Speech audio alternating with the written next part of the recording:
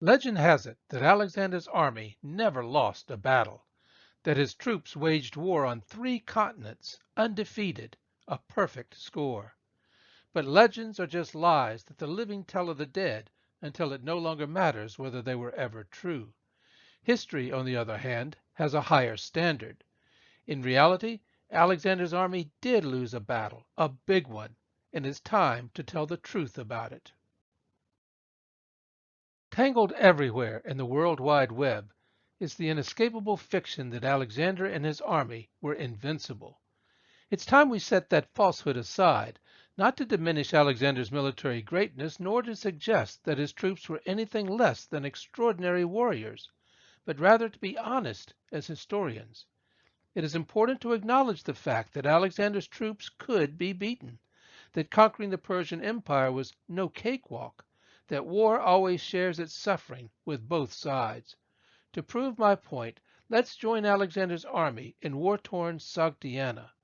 The year is 329 BCE, and Alexander is about to lose more men in a single battle than had been killed during all their fighting from the Mediterranean Sea to Central Asia. This is the Battle of the Polytimetus River.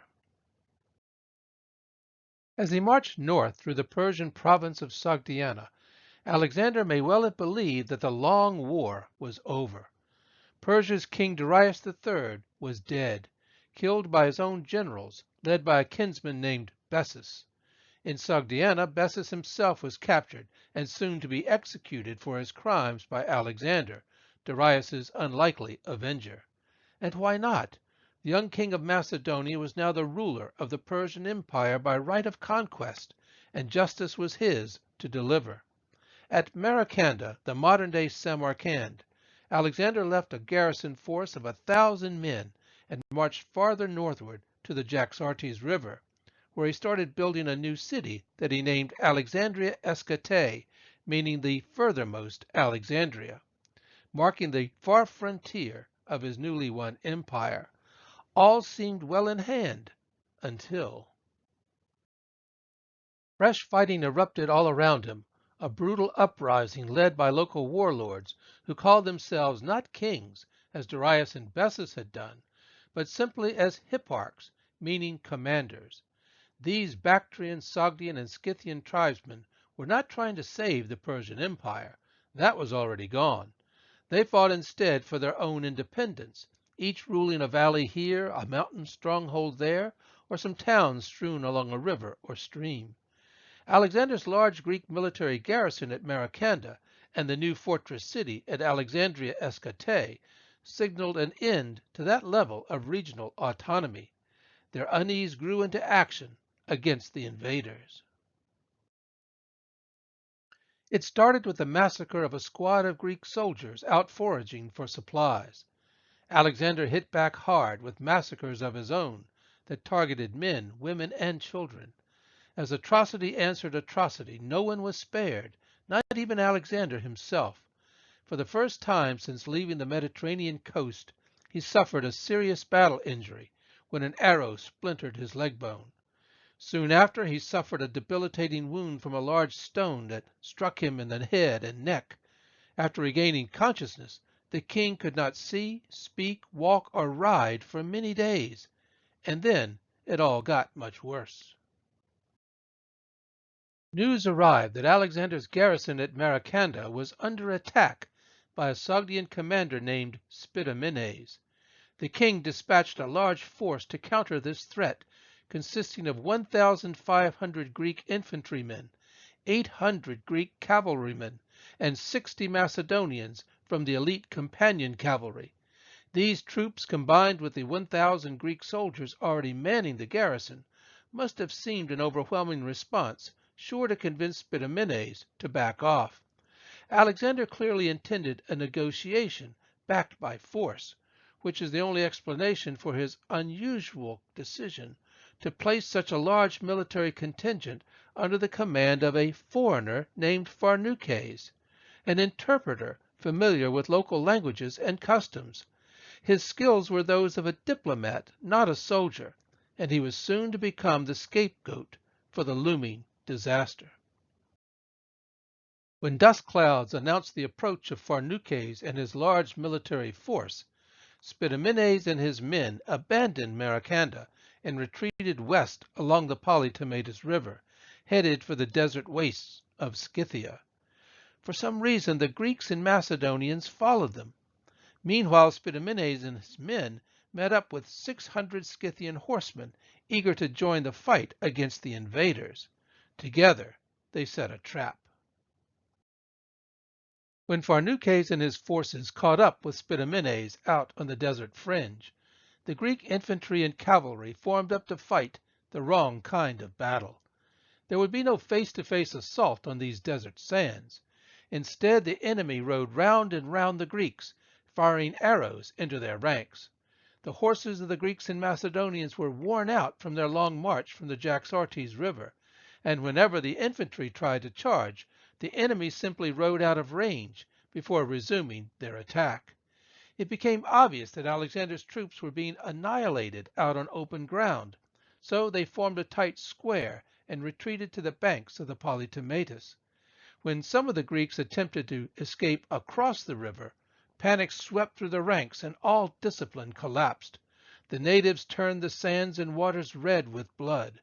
According to the historian Arrian, not one Greek or Macedonian survived the battle. Another ancient writer named Aristobulus adds a telling detail. When Pharnaces realized that he had blundered into a trap, he tried to resign his command on the grounds that he had no military experience. His job had been to negotiate, not to lead a battle. There were 3 high-ranking Macedonian officers with him, Andromachus, Menedemus, and Caranus, but none of them would accept overall command in the midst of this calamity, on the grounds that Alexander had made no such provision in his orders, and they had no wish to be blamed for the ongoing disaster. The failure of leadership was complete, and so was the victory for Spitamenes.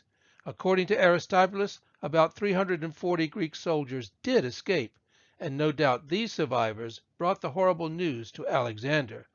This was the worst defeat in a quarter of a century for the mighty Macedonian monarchy, going all the way back to the time of Philip II, Alexander's father. Alexander's shock at losing so significant a portion of his army was compounded by reports that Spitamenes was again at the gates of Maracanda. In the fastest forced march of his career, Alexander raced to the scene. He arrived on the morning of the 4th day to find that Spitamenes was already gone, so Alexander hastened to follow. When Alexander reached the ghoulish site of the recent battle along the banks of the Polytomatus River, he paused to bury the bodies of the bloated dead. Since Spitamenes had now vanished into the desert, Alexander turned back toward Maracanda and devastated the entire region. He burned every settlement, destroyed all the crops, and killed every person old enough to resist. Some scholars estimate that 120,000 people were killed to satisfy Alexander's rage. Most of the dead were probably civilians. So, did Alexander's army ever suffer a defeat? Were his Greeks and Macedonians invincible?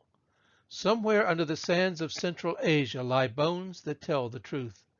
Of course, some might argue that technically Alexander himself never lost a battle, since he was not present at this disaster. It was Pharnaces, the interpreter, who lost, with blame shared by the 3 generals who refused to assume command in his place. But ultimate responsibility falls squarely on the king. The buck, or rather drachma, stops there. Alexander had organized the entire operation. Alexander had put the wrong man in charge, without provision for a change of command should circumstances require it.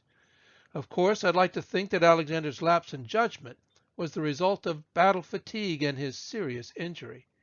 Ironically, in spite of his savage reprisals against the Sogdians, Alexander remains a folk hero today in Central Asia, and so, by the way, does his enemy Spitamenes, whose name can be found immortalized on banks and townships in the region. So the next time you see this sort of non-historical nonsense on the internet, or in some book or TV documentary, give some thought to the thousands who died by the bloody banks of the Polytomatus River in ancient Sogdiana. I'm Dr. Frank L. Holt. Thanks for watching, and please take a moment to like, subscribe, and share the content of this channel with others. For more about Alexander's campaigns in Bactria and Sogdiana, check out one of my books or the other videos on this channel. Meanwhile, I'll look for you here next time.